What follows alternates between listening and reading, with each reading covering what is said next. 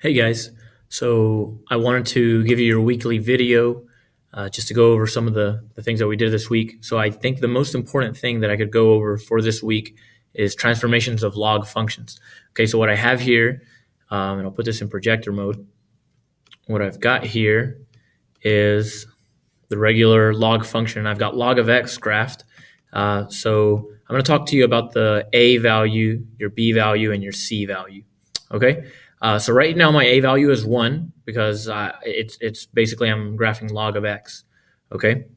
So the effect that the change of an a value has, the a value is basically your vertical stretch. All right. So increasing this value is going to change my outputs. It's going to multiply my outputs of the log function. So you can see as I make a larger, how my log function stretches out. Right? Also, if I make a smaller, well, it compresses. If I make my a negative, it's going to flip my function and stretch it. Okay? So we're going to keep a at 1 for now. Okay? My b value, this is the only transformation that is directly affecting my input. All right? You can notice that it's x minus b. Okay, so it is affecting my input. If I am to say x minus 1, for example, all right, I'm moving my function to the right. All right, x minus 4 has moved my function 4 units to the right. By consequence, it's moved the vertical asymptote 4 units to the right as well. All right, to answer our question this week of how can you easily tell the vertical asymptote, look at that b value. All right. If I say x minus 4, right now I'm graphing log of x minus 4. 4 is now my vertical asymptote. As you can tell, 4 is where my function is splitting off. Okay. If I am to subtract a negative number, inside of parentheses, it'll say x plus that number, and it's going to move to the left.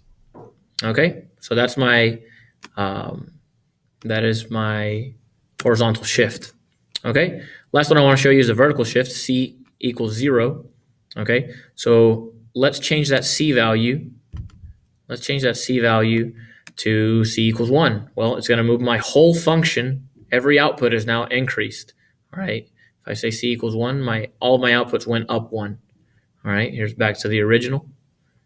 And you can see how moving that changes my function. Okay, so those are your 3 transformations. All right. Last thing I want to do is just show you a log function and why certain points make sense. So I'll do 3 log of x plus 1 minus 4. Okay? So I like to tell you guys we start with 1, 0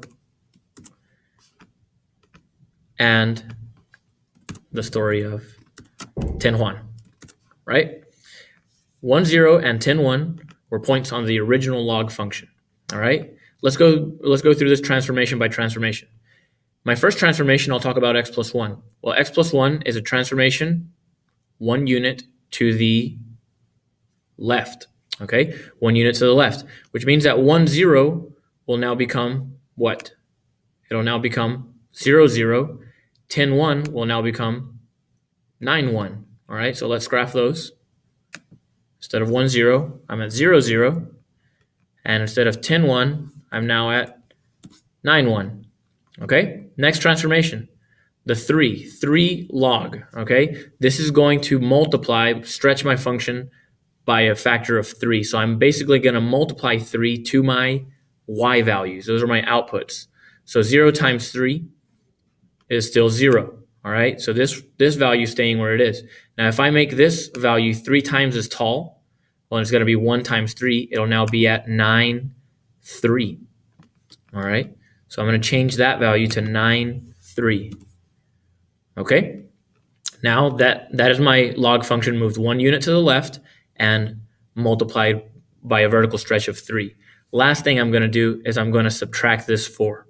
All right, my last step. So if I subtract 4, it means I'm taking this 0, 0 down 4 units, so it should now be located at 0, -2, -3, negative 4. Well, check it out. 0, negative 4, and there it is. It's on my transform function. Let's check 0.93. If I move 93 down 4 units, that's 1, 2, 3, 4. I should be there at 9, negative 1. And that explains transformation step by step. I hope you guys were able to take some notes from this video, and maybe it clarified a little bit. Feel free to give me some feedback. Okay? Have a nice day.